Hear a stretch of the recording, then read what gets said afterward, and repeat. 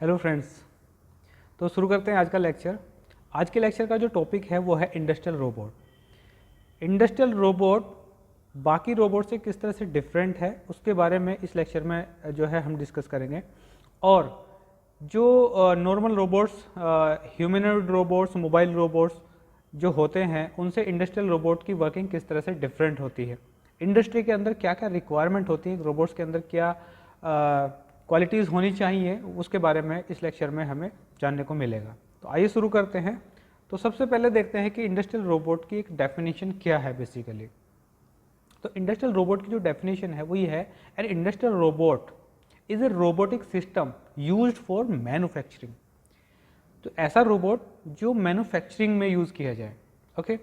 And industrial robots are automated, reprogrammable and capable of movement on 3 और मोर axis. Means इनका जो movement होगा या डिग्री ऑफ फ्रीडम अगर हम इसको बोलें तो वो 3 होगी या उससे ज़्यादा होगी। Okay.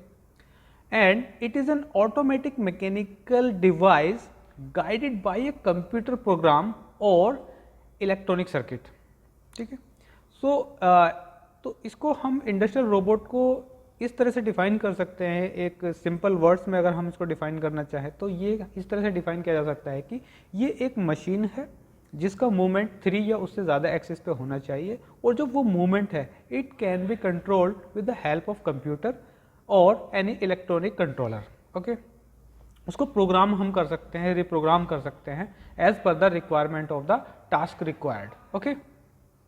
So this is the definition of the industrial robot. अब बात करते हैं सबसे पहले कि एप्लीकेशंस इंडस्ट्री में क्या होती हैं। जो इंडस्ट्री की जो एक बेसिक जो नेसेसिटीज़ होती हैं इंडस्ट्री में, वर्क जो होता है वो क्या क्या हो सकता है।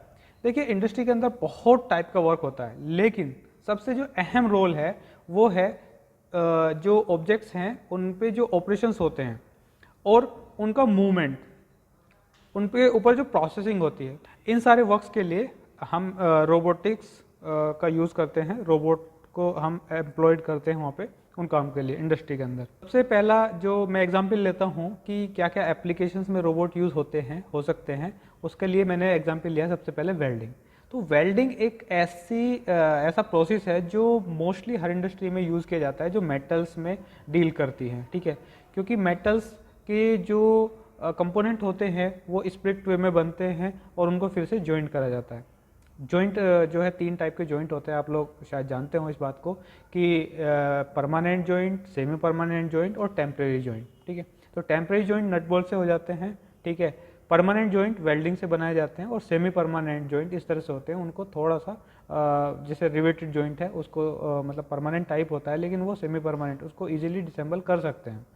तो परमानेंट जॉइंट बनाने के लिए वेल्डिंग यूज होता है, और वेल्डिंग बहुत ज़्यादा जो है एक ऐसी प्रोसेस है जो हर मेटलिक से जो डील करने वाली इंडस्ट्री है वहाँ पे यूज़ किया जाता है। तो एक रिपीटेटिव जॉब है, तो वहाँ पे हम इस रोबोट्स का और इसकी क्वालिटी को मेंटेन करने के लिए रोबोट्स का हम यूज़ करते हैं।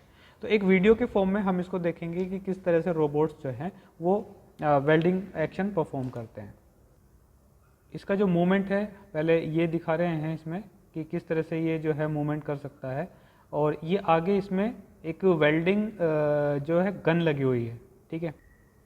एक मिग वेल्डिंग मशीन, इसमें मिग वेल्डिंग मशीन लगी हुई है, और ये जो रोबोट है इस गन को गाइड करता है और जहाँ रिक्वायरमेंट होती है वहाँ पे ये एक्शन जो है मतलब वेल्डिंग एक्शन परफॉर्म कर सकता है। ये इसको जो है थोड़ा सा एनिमेशन में दिखाया गया कि इस तरह से ये रोटेट भी कर सकता है, सर्कुलर जो वेल्डिंग्स होते हैं उसको भी परफॉर्म कर सकता है बहुत इजीली। ठीक है। इनसाइड वेल्डिंग हो या आउटसाइड वेल्डिंग हो, ये किसी भी तरीके की जो कॉम्प्लिकेटेड वेल्डिंग्स की रिक्वायरमेंट होती है उसको परफॉर्म।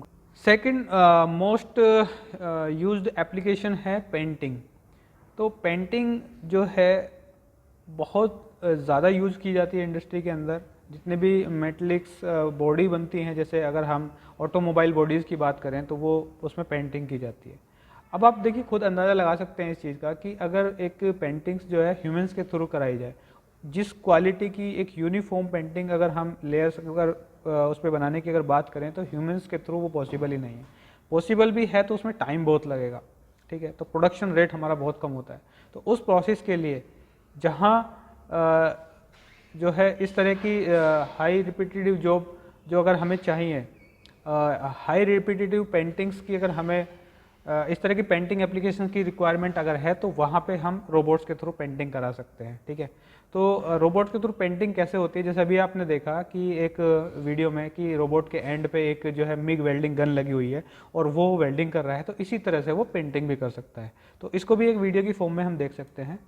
तो ये देखिएगा, ये रोबोटिक आर्म्स हैं और इनके एंड पे स्प्रेयर लगा हुआ है पेंट करने के लिए बॉडी पे। ठीक है, तो ये एक कार की बॉडी है जिस पे ये दोनों रोबोट्स जो हैं अलग अलग पार्ट्स पे जो है पेंटिंग कर रहे हैं। ओके, तो इस तरह से जो है ये जो रोबोटिक एप्लीकेशंस को पेंटिंग के लिए हम यूज़ करते हैं। अब देखिएगा, ये स्मॉल पार्ट्स भी हैं, छोटे छोटे पार्ट्स हैं, इन पे भी हम रोबोट्स के थ्रू जो है पेंटिंग करा सकते हैं। ओके, तो very efficiently and effectively it can paint on the parts, और जो लेयर्स की जो थिकनेस होती है वो हर एरिया पे यूनिफॉर्म होती है with the help of this robot. Okay, तो ह्यूमंस के थ्रू इसको कर पाना बिल्कुल इम्पॉसिबल है, और इतनी तेज़ी के साथ, इतने जल्दी प्रोडक्शन रेट के साथ में, हाई प्रोडक्शन रेट के साथ में, this is not possible okay without the help of robots. Okay, you can see that. तो जितने भी आप सड़कों पे कारें चलती हुई देखते हैं, ठीक है, उनके ऊपर जो पेंट्स की जो लेयर है वो रोबोट्स के थ्रू ही लगाई जाती है। ठीक है, तो ये जो क्वालिटी जो हमें डेवलप करनी होती है सरफेस पे, जो उसकी स्मूथनेस है, जो एक ग्लो है, वो रोबोट एप्लीकेशंस के थ्रू ही हम एक्वायर करते हैं। Okay, so this is the another application of the painting of the robot, industrial robot. Okay, next most important process done by the industrial robots are assembly. देखिए, assembly का मतलब है कि जो कंपोनेंट्स होते हैं किसी प्रोडक्ट को बनाने के लिए वो अलग अलग होते हैं, उनको पूरी फिनिशिंग होने के बाद में उनको असेंबल किया जाता है। जैसा कि इस वीडियो में दिखाया गया कि एक कार की जो बॉडी है उसका जो अलग अलग स्प्लिट वे में उसकी बॉडी के पार्ट्स बनाए जाते हैं, तो उसको असेंबल किया जाता है बाद में। तो वो जो असेंबली होती है वो भी रोबोटिक आर्म्स के थ्रू जो है हम परफॉर्म करते हैं। ओके, तो डिफरेंट डिफरेंट कंपोनेंट्स होते हैं, बहुत सारे जो स्प्लिट छोटे छोटे कंपोनेंट्स होते हैं, तो उनको भी डेवलप कर उनको असेंबल करने के लिए रोबोटिक्स आर्म्स का जो है यूज़ किया जाता है। तो this is the wonderful application of the robotic arm okay in the industry. इसी तरह से नेक्स्ट जो इसका एप्लीकेशन है वो है डिसअसेंबली। मीन्स अगर आपका कोई प्रोडक्ट है उसको डिसअसेंबल भी करना है तो उसके लिए भी हम रोबोटिक्स आर्म की हेल्प ले सकते हैं, और ये इंडस्ट्री में इसका यूज़ किया जाता है प्रोडक्ट को डिसअसेंबल करने के लिए भी इंडस्ट्रियल रोबोट्स का। देखिए, इस वीडियो में जो एक यहाँ एक ब्लेड चल रहा है और ये वुडन पार्ट है, इसको अलग अलग स्प्लिट करना है। तो देखिए कि रोबोटिक आर्म है, इसकी हेल्प से हम इसको जो है स्प्लिट कर रहे हैं। Okay, you can easily see that कि किस तरह से जो ये रोबोटिक आर्म है और ये जो है इसको पार्ट्स को डिसअसेंबल कर रही है। तो इस तरह की बहुत सारी एप्लीकेशंस हैं, ये तो एक पर्टिकुलर एग्जांपल है। ठीक है, तो इंडस्ट्री के अंदर ऐसे बहुत सारे एग्जांपल आपको मिल जाएंगे कि रोबोटिक्स आर्म्स के द्वारा आपका जो प्रोडक्ट है उसको डिसअसेंबल किया जा रहा है। ओके, नेक्स्ट जो इसका सबसे इम्पोर्टेंट जो एप्लीकेशन होता है रोबोटिक आर्म का, वो होता है पिक एंड प्लेस। तो पिक एंड प्लेस का मतलब क्या है कि एक पोजीशन से दूसरी पोजीशन पे किसी भी ऑब्जेक्ट को डिस्प्लेस करना, वो पिक एंड प्लेस कहलाता है। ठीक है, पिक करना, एक जब पॉइंट से पिक करना, दूसरे पॉइंट पे उसको उठा के रख देना। ठीक है, तो ये पिक एंड प्लेस एप्लीकेशंस कहलाता है। तो पिक एंड प्लेस क्यों ज़रूरी होता है? क्योंकि किसी भी इंडस्ट्री के अंदर, फैक्ट्री के अंदर जो प्रोडक्ट होता है, जो मटेरियल होता है, उस पर डिफरेंट प्रोसेसिंग होती है। एक प्रोसेस के बाद दूसरा प्रोसेस होना होता है, उस प्रोसेस के बाद फिर नेक्स्ट प्रोसेस होना होता है। तो उसको एक मशीन से दूसरी मशीन पर मूवमेंट हमें कराना होता है। ठीक है, या हमें फिनिश जो कंपोनेंट्स हैं, अलग अलग जो सेग्रीगेटेड कंपोनेंट्स हैं, उनको असेंबल करना होता है। तो वहाँ भी पिक एंड प्लेस की जो है रिक्वायरमेंट होती है। तो अभी आपने जैसे असेंबली ऑपरेशन देखा, तो उसमें क्या कर रहा था, एक रोबोट जो है एक कंपोनेंट को उठा के वो दूसरे कंपोनेंट पे फिक्स कर रहा था। तो वो साथ ही साथ पिक एंड प्लेस भी कर रहा था और उसकी असेंबली भी कर रहा था। तो पिक एंड प्लेस को समझने के लिए एक और वीडियो हम देखते हैं। देखो पिक एंड प्लेस हर ऑब्जेक्ट के लिए अलग अलग हिसाब से हमें जो है एंड इफेक्टर यानी कि जो ग्रिपर हैं वो बनाने पड़ेंगे। जैसे ये एक तरीके का बॉक्स है, एक तरीके का बैग है, तो इसको जो है हमें उठा के रखना है दूसरे प्लेस पे, तो उसी हिसाब से जॉज उसके अंदर लगाए गए हैं। यहाँ पे मेटल पीस को उठाना है तो यहाँ पे हमने मैग्नेट जो का है उसका यूज़ किया है, ठीक है। और इसी तरह से अगर किसी एक नॉन मेटेलिक बॉडी को उठाना है तो वहाँ पे सक्शन ग्रिपर का हम यूज़ कर सकते हैं, ठीक है। इस तरह के जो है जॉज का भी हम यूज़ कर सकते हैं, क्लॉ ग्रिपर का भी हम यूज़ कर सकते हैं। तो ये जो रोबोटिक आर्म के एंड पे उसको जो है फिक्स करके उसकी इसी तरह से प्रोग्रामिंग की जाती है कि वो डिफरेंट डिफरेंट पोजीशन से डिफरेंट डिफरेंट कंपोनेंट्स को उठा करके वो उसको असेंबल कर दें। ओके, तो ये डिमॉन्स्ट्रेशन है पिक एंड प्लेस का। ओके, तो इस तरह से हम जो है बहुत सारे कंपोनेंट को एक पोजीशन से जो रैंडम पार्टिकल पड़े हुए हैं उनको जो है अरेंज कर सकते हैं, सॉर्टिंग कर सकते हैं कलर के हिसाब से, साइज़ के हिसाब से। तो ये पिक एंड प्लेस एप्लीकेशंस कहलाता है। इंडस्ट्री में इसका सबसे ज़्यादा यूज होता है सॉर्टिंग में with the help of robotic hand. Next है palletizing. Palletizing is most important application in any industry. Means जहाँ प्रोडक्शन हो रहा है, प्रोडक्शन होने के बाद में जो फिनिश प्रोडक्ट हैं, जो बैगेजेस हैं या कंटेनर्स हैं, उनको एक जो है स्टोरेज फॉर्म में हमें उनको रखना होता है, ठीक है। या उनको अगर डिस्पैच भी करना होता है तो उनको बल्क क्वांटिटी में रैपिंग करके रखना होता है, तो एक के ऊपर एक लेयर बनाई जाती है। तो इस प्रोसेस को बोलते हैं पैलेटाइजिंग। तो पैलेटाइजिंग के लिए अलग अलग स्पेशल पर्पज मशीन भी होती हैं, लेकिन ये काम इंडस्ट्रियल रोबोट्स से भी किया जा सकता है, ठीक है। तो उसको समझने के लिए एक वीडियो मैं आपको दिखाता हूँ। ये रोबोटिक आर्म है और ये इस तरह से जो है पैलेटाइजिंग कर रही हैं कंपोनेंट्स का। ये देखिए, ये रोबोटिक आर्म जो है इस तरह से इसकी पैलेटाइजिंग हो रही है। देखो, पैलेटाइजिंग का मतलब ये होता है कि स्टैकिंग करना, कि कंपोनेंट्स जो डिस्पैच होना है या स्टोरेज जिसका होना है तो उसको जो है स्टैक फॉर्म में लगाने को पैलेटाइजिंग बोलते हैं। और ये एक इसकी भी बिल्कुल एक बहुत ही सोफिस्टिकेटेड प्रोग्रामिंग के थ्रू इसको किया जाता है। ओके, तो पैलेटाइजिंग के लिए बिल्कुल डिफरेंट टाइप का हमें स्मार्ट रोबोट चाहिए होता है, क्योंकि हर लेयर के बाद उसकी हाइट बढ़ जाती है। सिंपल पिक एंड प्लेस तो वो पिक एंड प्लेस ही करता रहेगा, लेकिन पैलेटाइजिंग में क्या होगा कि एक लेयर होने के बाद में उसकी लेयर की हाइट बढ़ जाएगी, फिर उसको उसके ऊपर इसको रखना पड़ेगा। तो ये सारी जो प्रोग्रामिंग है बहुत ही टिपिकल टाइप की प्रोग्रामिंग होती है, और ये पीएलसी के थ्रू भी किया जा सकता है, और इसका स्पेशल कंट्रोलर भी आता है। तो इसको जो है सबसे ज़्यादा यूज किया जाता है इंडस्ट्री में कि जो ऑब्जेक्ट्स हैं उनको स्टोरेज और डिस्पैचिंग टाइम में उनको अगर पैकेट बनाने हैं तो उसके लिए इसका पैलेटाइजिंग ऑपरेशन का यूज़ किया जाता है। ओके, तो इसी तरह से पैकेजिंग एंड लेबलिंग, ठीक है, ये एप्लीकेशंस भी होते हैं रोबोट्स के थ्रू, ठीक है। पैकेजिंग तो अभी आपने देखा कि जिस तरह से पैलेटाइजिंग होती है उसी तरह से पैकेजिंग भी बना सकते हैं उसके रोबोटिक आर्म के थ्रू। लेकिन लेबलिंग के लिए भी रोबोट्स का जो है यूज़ होता है, क्योंकि लेबलिंग एक क्या है, एक रिपीटेटिव एप्लीकेशन है। ये बार बार हर प्रोडक्ट पे लेबल लगाना पड़ता है। तो this is the beyond the capacity of human beings कि हर प्रोडक्ट पे वो एक एक्यूरेट लेबल लगा दे। वहाँ पे जो है जो एरर आने की संभावना ज़्यादा होती है ह्यूमंस के थ्रू। तो वो जो प्रोसेस है हम रोबोटिक आर्म के थ्रू परफॉर्म कराते हैं। ये देखिएगा, यहाँ से ये लेबल उठा रहा है एक पोजीशन से, और दूसरे जो कंटेनर इसके सामने रखे हुए हैं वहाँ पे लेबलिंग जो है पेस्ट हो रही है। ओके, तो कितना इजीली और जो है इसको ये परफॉर्म कर रहा है एक्शन को। नेक्स्ट है product inspection. Product inspection means कि जो फिनिश प्रोडक्ट होते हैं उसमें किस में एरर है किस में नहीं है उसको सॉर्टिंग करना, तो वो प्रोडक्ट इंस्पेक्शन जो है वो कहलाता है।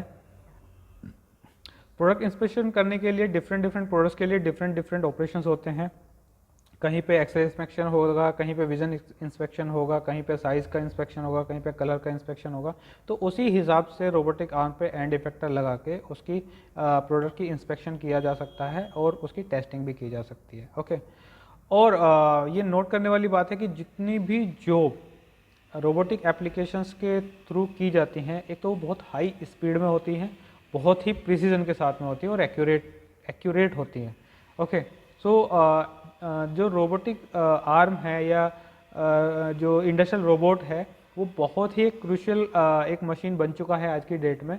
तो इसका अगर यूटिलाइजेशन, अगर इसके फील्ड में अगर आप कुछ करना चाहते हैं तो ये बहुत आपके लिए एक वाइड एरिया है।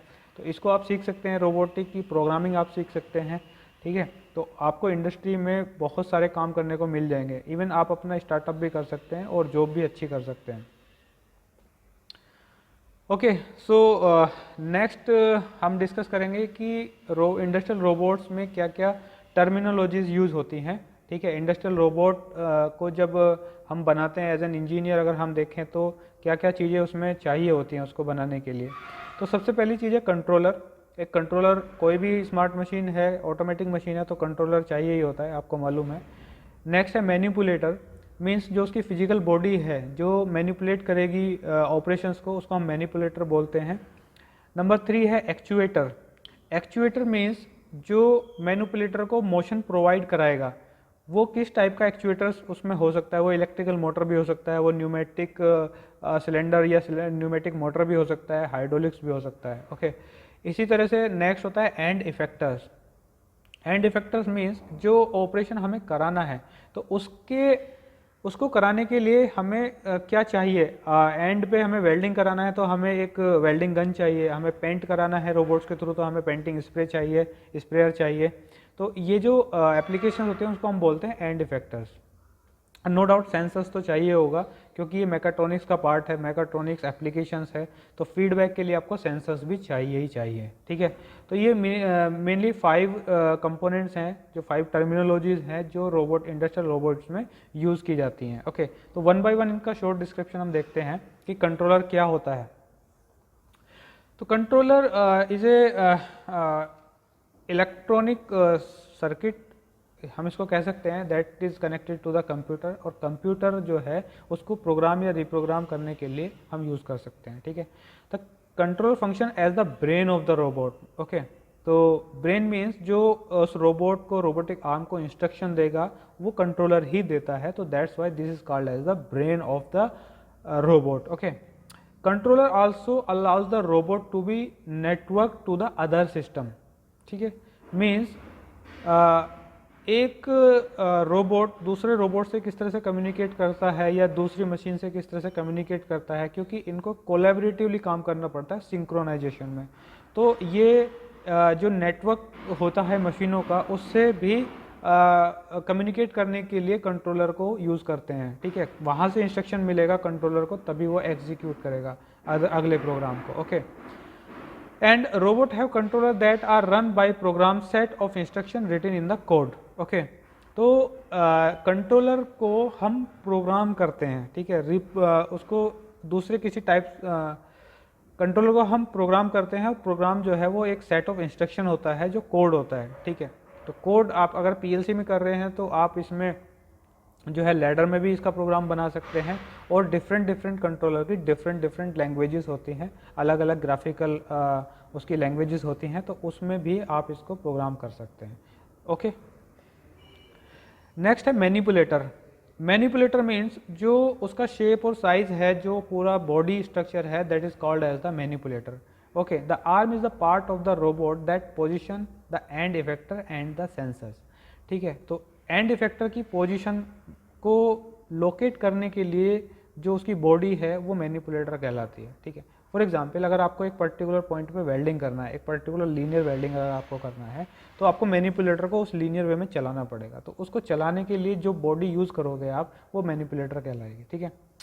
And manipulator resembles human arm and have shoulder, elbow, wrist, even fingers, okay. Means इस तरह के भी आपके मैनिपुलेटर्स हो सकते हैं, जैसे एक ह्यूमन की आर्म होती है सिंपल, इसीलिए इसको आर्म भी कहा जाता है सिंपल वर्ड में, रोबोटिक आर्म, ठीक है। मैंने अभी कई बार यूज़ किया है रोबोटिक आर्म इंडस्ट्रियल रोबोट को, ठीक है। तो उसमें क्या होता है कि उसमें रिस्ट भी हो सकती है, ऐसे रोटेट करने का भी ऑप्शन हो सकता है, फिंगर्स टाइप भी हो सकती हैं, ठीक है। टू फिंगर्स क्लैम्प भी हो सकता है, 3 फिंगर्स क्लैम्प भी हो सकता है, ठीक है। एंड इफेक्टर पे आपका स्प्रेयर भी लगा सकता है, उसको इस तरह से रोटेट कराने के लिए उसमें रोटरी मोशन भी हो सकता है, ठीक है। और उसके बहुत सारे मूवमेंट होते हैं, तो वो शोल्डर, एल्बो, उसको जो है टर्म दे सकते हैं हम कि ये शोल्डर की तरह मूव कर रहा है, एल्बो की तरह मूव कर रहा है, ओके। तो it can be resemble as a human arm. Next point है मैनिपुलेटर का कि a simple robot arm with 3 degree of freedom could move 3 ways, up and down, left and right, forward and backward. ठीक है, तो minimum arm के लिए 3 degree of freedom होना बहुत ज़रूरी है। ठीक है, जो अप एंड डाउन मूव करे, लेफ्ट एंड राइट मूव करे, फॉरवर्ड एंड बैकवर्ड मूव करे, तो एक पूरा वर्क एनवलप बन जाता है। वर्क एनवलप क्या होता है कि रोबोट जितना एरिया में मूव कर सकता है और जिस टाइप के एरिया में मूव कर सकता है उसको वर्क एनवलप कहते हैं। ठीक है, कुछ रोबोट हैं जो आपके एक क्यूबिक एनवायरनमेंट में मूव कर सकते हैं, क्यूबिक स्पेस जनरेट करते हैं, कुछ सिलेंड्रिकल करते हैं। उसके बारे में अभी हम डिस्कस करेंगे कि वो वर्क एनवलप क्या क्या होता है, कितने टाइप के रोबोट्स के थ्रू क्या क्या टाइप का वर्क एनवलप बनता है। ओके, नेक्स्ट है एक्चुएटर्स। एक्चुएटर्स के बारे में जैसे भी अभी मैंने बताया कि actuator is a mechanism used to drive the process actuator is a mechanism used to drive the processor to allow it to move to a predetermined point. ठीक है, अब देखिएगा जो आपका मैनिपुलेटर है वो एक बॉडी है, उसको मूव कराना है, तो उसको मूव कराने के लिए आप उसमें या तो मोटर फिट करोगे या उसमें न्यूमेटिक या हाइड्रोलिक एक्चुएटर्स फिट करोगे, तो जो एंड इफेक्टर को पर्टिकुलर पॉइंट पे पहुंचा दे। ठीक है, ऑपरेशन करने के लिए, तो ये जो है एक्चुएटर्स की कैटेगरी में आते हैं। ठीक है, and actuator consist of components such as pneumatic and hydraulic rotary motors and electric motors. ठीक है, जैसे मैंने आपको बता ही दिया है पहले। Robot positions also depend on the combination of these components. ठीक है, मीन्स उनके मोशन के कॉम्बिनेशन पे वो डिपेंड करता है। ठीक है, कई बार हमें लीनियर मोशन चाहिए कई बार हमें लीनियर मोशन चाहिए होता है, कई बार हमें रोटरी मोशन चाहिए होता है, और कई बार इसका कॉम्बिनेशन चाहिए होता है, कॉम्प्लिकेट मोशन चाहिए होता है। तो इनके मोशन के कॉम्बिनेशन से हम वो मोशन एक्वायर कर सकते हैं with the help of actuators motion. Robot has a simple movement is driven by a mechanical system that is use as cams. ठीक है, वहाँ पे मैकेनिकल सिस्टम भी हो सकता है, जैसे कैम्स का मैकेनिज्म अगर आप जानते हो तो कैम के थ्रू भी हम उसको मूवमेंट करा सकते हैं, लीवर मैकेनिज्म भी हो सकता है। ठीक है, तो ये एक्चुएटर्स कहलाते हैं। तो इनके मोशन के कॉम्बिनेशन से हम कॉम्प्लिकेट मोशन जनरेट कर सकते हैं। ठीक है, तो जिस तरह से डिग्री ऑफ फ्रीडम बढ़ती जाती है उसी तरह से हम नंबर ऑफ एक्चुएटर्स भी बढ़ाने पड़ते हैं, और उनके कॉम्बिनेशन से जो है हम एक कॉम्प्लेक्स मोशन जनरेट कर सकते हैं। ओके, नेक्स्ट है end effector. End effector means end पे जो इफेक्ट प्रोड्यूस करता है उसको, that's why this is known as the end effector. Means आपको वेल्डिंग करना है, पेंट करना है, असेंबली डिसेंबली करना है, तो वही हमें टूल चाहिए होगा उसके अंदर। ठीक है, तो ये एंड इफेक्टर इसीलिए कहलाता है, and that is connected to the robotic arm, no doubt. Okay, it could be a tool such as gripper, vacuum pump etcetera. Okay, some robots can change the end effector and be program for different task. ठीक है, हाँ, ये बहुत important चीज़ है।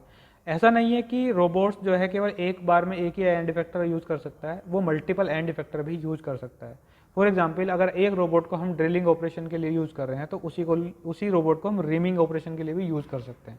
Means robot ने पहले object पे drill किया और ड्रिल करने के बाद में उसने उस वाले एंड इफेक्टर को वहाँ पे रिलीज किया, और दूसरा and effector means rhyming tool उठाया और उस ऑब्जेक्ट के अंदर जो होल था उसके अंदर रिमिंग कर दी। ठीक है, तो इस तरह से भी जो है वो डिफरेंट टास्क के लिए प्रोग्राम किया जा सकता है। Okay, if robots has more than one arm there can be more than one end effector on the same robot. Okay, obviously एक मतलब ये है कि एक आर्म पे एक ही एंड इफेक्टर एक बार में काम करेगा, तो या तो उसको चेंज करके हम कर सकते हैं, लेकिन अगर किसी रोबोट के अंदर एक से ज़्यादा आर्म है तो वो मल्टी एंड इफेक्टर भी बनाया जा सकता है सेम रोबोट को। ओके, तो this is the terminology. Next है sensor. Sensor can provide same limited feedback to the robot to do a job. Okay, means sensors को यूज़ क्यों करते हैं हम? फीडबैक के लिए। मीन्स जॉब कंप्लीट हुई या नहीं हुई, जॉब का स्टेटस क्या है, ओरिएंटेशन क्या है, रोबोटिक आर्म का ओरिएंटेशन क्या है, मोशन कितना हो चुका है, कितना नहीं हो चुका है, वो सारी इन्फॉर्मेशन जो है हम जो है सेंसर्स के थ्रू कंट्रोलर को देते हैं। That controller takes action and it gives instruction to the actuators, और एक्चुएटर मूव करते हैं और एंड इफेक्टर फिर से मूव करता है। ओके, तो sensor send information in the form of electronic signal back to the controller, and sensor also gives the robot controller information about its surrounding and let it know the exact position of the arm। तो यही है कि sensors आपके बहुत सारे type के हो सकते हैं। वो आपका एनकोडर भी हो सकता है, वो आपका प्रॉक्सिमिटी सेंसर भी हो सकता है, कलर सेंसर भी हो सकता है, ऑब्जेक्ट की पोजीशन या कंडीशन को देखने के लिए। तो ये बहुत सारे सेंसर्स जो है रोबोटिक आर्म में यूज़ किए जाते हैं। ओके, अब बात करते हैं टाइप्स ऑफ रोबोट्स की कि कितने टाइप्स के रोबोट्स ऑटोमेशन में यूज़ किए जाते हैं। ठीक है, मेनली 6 टाइप के रोबोट्स हैं जो ऑटोमेशन में यूज़ किए जाते हैं। पहला है कार्टेजन रोबोट। ठीक है, कार्टेजन रोबोट, दूसरा सिलेंड्रिकल रोबोट, तीसरा है स्फेरिकल और पोलर रोबोट, एंड नेक्स्ट है SCARA robot, then articulated robot and parallel robot. ठीक है, ये 6 टाइप के रोबोट्स हैं जो जनरली इंडस्ट्री के अंदर यूज़ किए जाते हैं। ओके, तो इनको देखते हैं कि किस किस तरह से जो है कार्टेजन कोऑर्डिनेट क्या होता है और बाकी रोबोट्स कैसे होते हैं। तो this is used for pick and place work, application of sealant assembly operation, handling machine tools and arc welding. Okay, and this arm robot has 3 prismatic joints whose axes are coincident with a Cartesian coordinate. ठीक है, means जैसे x, y और z, ठीक है, 3 axis होते हैं, तो ये जो है इसीलिए इसको जो है कार्टेजन रोबोट बोला जाता है और इनमें लीनियर मोशन होता है। ठीक है, तो इस तरह के रोबोट्स को जो है इस तरह का जो रोबोट है वो एक आपका क्यूबॉइड वर्क एनवेलप जनरेट करता है। तो work envelope means cuboid environment में काम करता है। देखो ये लीनियर मोशन है, ये लीनियर मोशन है और अप एंड डाउन ये वाला लीनियर मोशन है। ठीक है, तो ये जो इसका जो वर्क एनवेलप है वो एक कार्टेजन जो है क्यूबॉइड है, तो इसीलिए इसको जो है कार्टेजन रोबोट्स का नाम दिया गया है। ओके, तो इसमें कोई रोटरी मोशन नहीं है कहीं पर भी। ठीक है, सारे मोशन लीनियर मोशन है और जनरली इस रोबोट को पिक एंड प्लेस रोबोट्स के में यूज़ किया जाता है।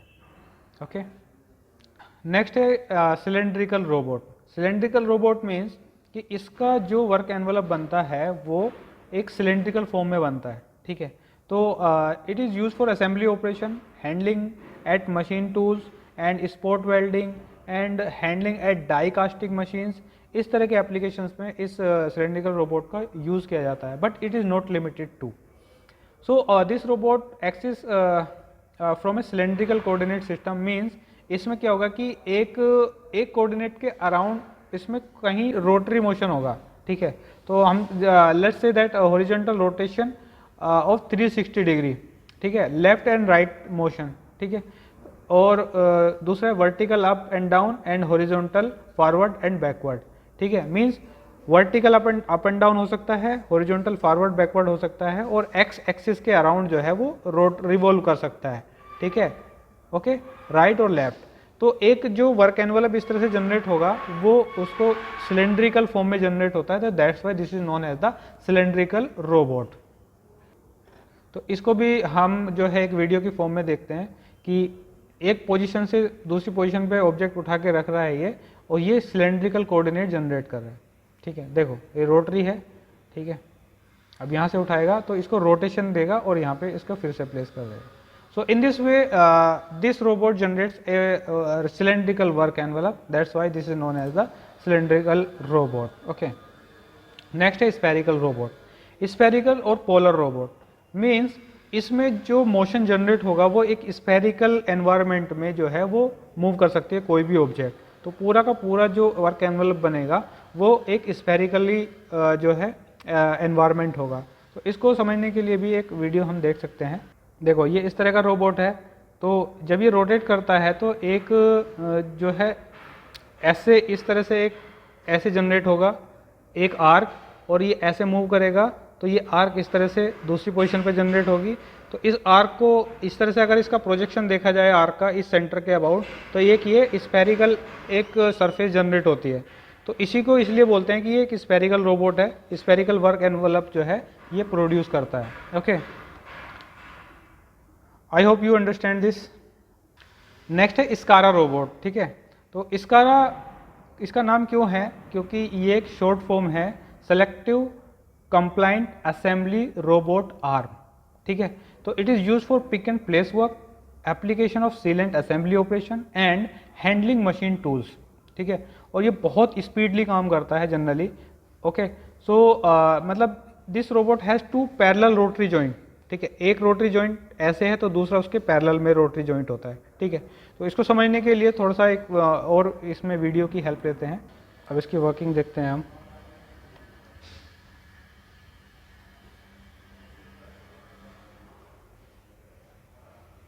इसमें देखो दो मोशन बिल्कुल पैरेलली हो रहे हैं और एक अप एंड डाउन मोशन हो रहा है। 3 एक्सिस रोबोट है बेसिकली, तो ये मटेरियल हैंडलिंग और पैकेजिंग में यूज़ कर सकते हैं, ठीक है, पिक एंड प्लेस में यूज़ कर सकते हैं, कैमरा लगा दें तो इंस्पेक्शन में भी यूज़ कर सकते हैं, ठीक है। तो अलग अलग टाइप के लिए अलग अलग कैपेसिटी का रोबोट यूज होता है, तो इस तरह से ये काम करता है, ठीक है। नेक्स्ट है आर्टिकुलेटेड रोबोट। तो this robot is use for assembly operation, die casting, ठीक है, fettling machine, gas welding, arc welding and spray painting, ठीक है। ये इसलिए आर्टिकुलेटेड रोबोट्स जो है ये यूज़ किया जाता है, ठीक है। 3 robotics arm at least 3 rotary joint, ठीक है। तो आर्टिकुलेटेड का मतलब क्या है कि इसमें 3 मतलब मिनिमम आपके एटलीस्ट 3 रोटरी जॉइंट इसके अंदर होंगे, तो that's why this is known as the articulated. Okay, तो ये कैसे वर्क करता है इसको समझ लेते हैं एक बार। देखिए ये इस टाइप का रोबोट है, इसको आर्टिकुलेटेड रोबोट आर्म, जो जनरली जो रोबोटिक आर्म है वो आर्टिकुलेटेड ही होती हैं, ठीक है। नेक्स्ट है पैरेलल रोबोट, ठीक है। Parallel robot means this robot is use for mobile platform handling, cockpit flight simulator, ठीक है। This robot arm has concurrent prismatic और रोटरी जॉइंट, ठीक है। पैरेलल रोबोट मीन्स कुछ मोशन इसमें क्या होंगे कि वो पैरेलल होते हैं, ठीक है।